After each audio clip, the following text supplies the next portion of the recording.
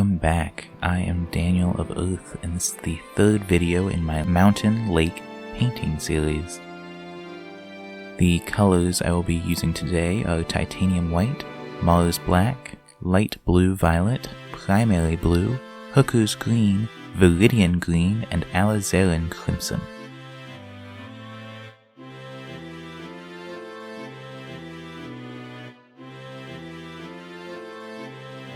Today I will be working on the lake and ground portion of my painting.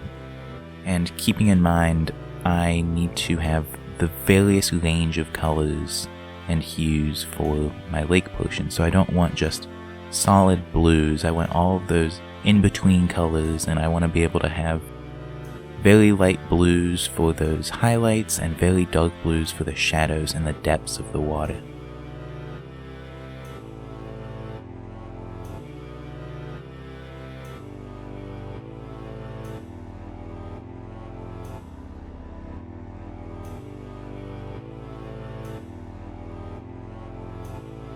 Now here, I'm really just trying to get a base coat down for a good idea of where I want my water to end. Keep in mind that I am going to have some ground area with flowers in the very foreground of the painting, so I have to keep area for that.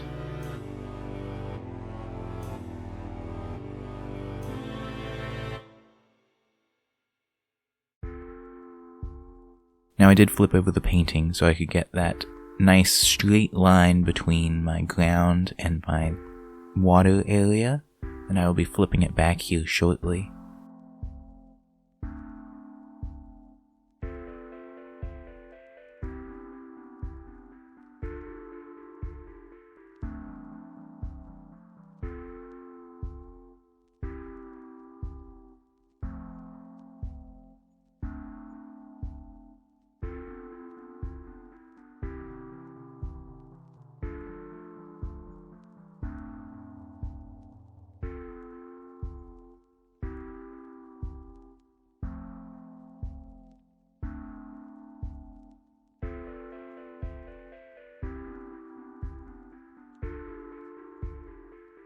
Now I'm going to start with my shadows and my highlights here.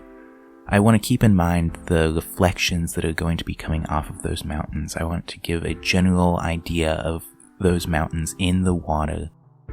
So I have to keep track of where those shadows are on the mountains and where my light is coming from again, to have the light on the same side of those mountains in the reflection as in the rest of the picture.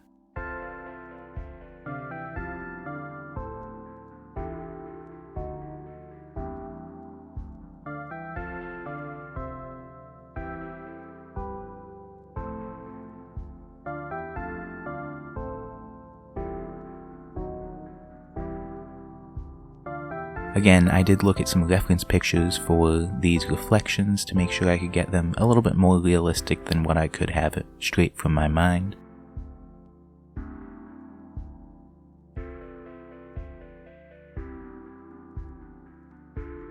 I also want to make sure that I get the sky gradient in the reflections as well, because we can also see the reflection of the sky, and that lighter blue closer to the horizon is going to show up in our reflection in our water, just like the dark blue is going to show up closer to us near the ground. I also want to make sure that my clouds line up with the reflections in the water as best as I can in shape and size and location. As you can see, I'm not going to be using straight white for those cloud reflections. I don't like to use straight white or straight black in any of my paintings because it seems to dull a lot of the other colors around them and it stands out too much. Straight black stands out especially in paintings. It looks very matte compared to all of the other colors that you've spent a lot of time mixing, so I recommend not using that and using other darker colors like my blues here to make the darkest colors. You can add black to those, but you don't want to use straight black in any of your paintings, as it cuts down on the vibrancy of the entire painting and really draws the eye towards that one location with the solid black.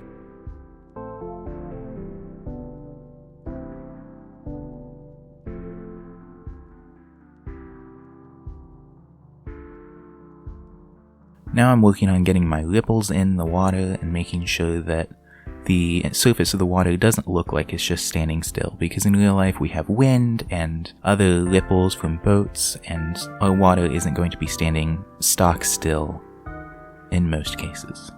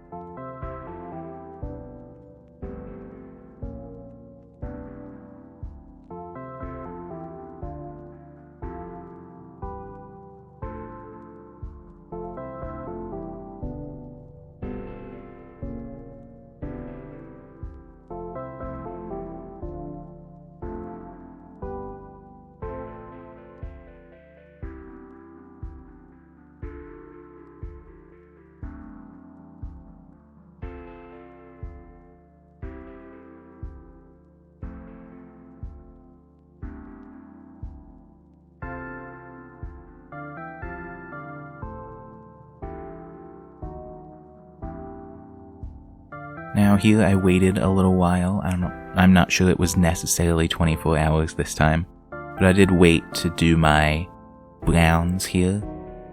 The colors I'll be using for those are titanium white, Mars black, burnt sienna, burnt umber, yellow oxide, and hooker's green.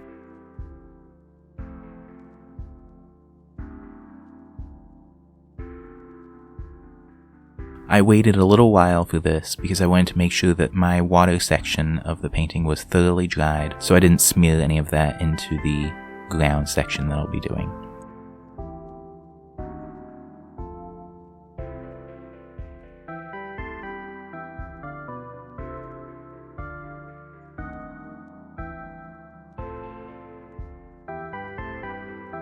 Here you can see me putting down that very first base layer. That's all I'll really be doing in this video. I'm going to be adding the foliage and the flowers in the next video.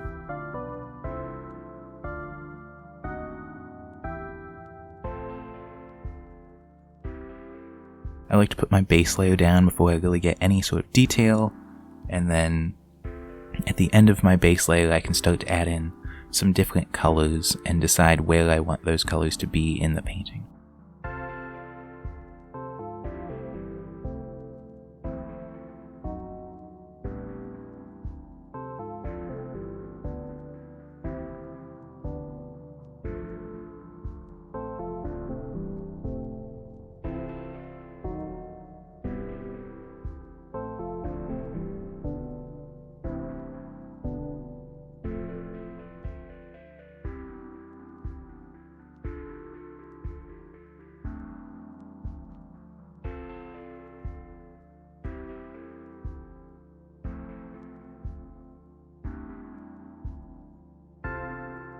I also decided that the ground was looking a little bit flat here, so after getting all of the white filled in, I decided to start using a sponge for the next section to give a little bit more texture to the ground.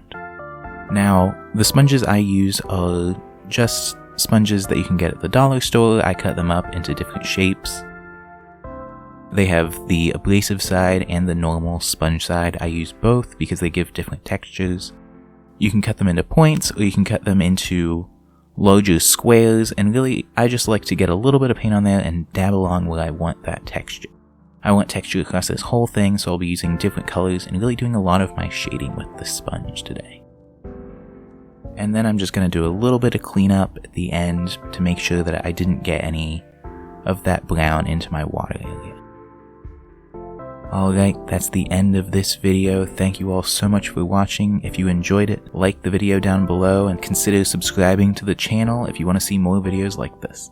Thank you all for watching. Bye bye.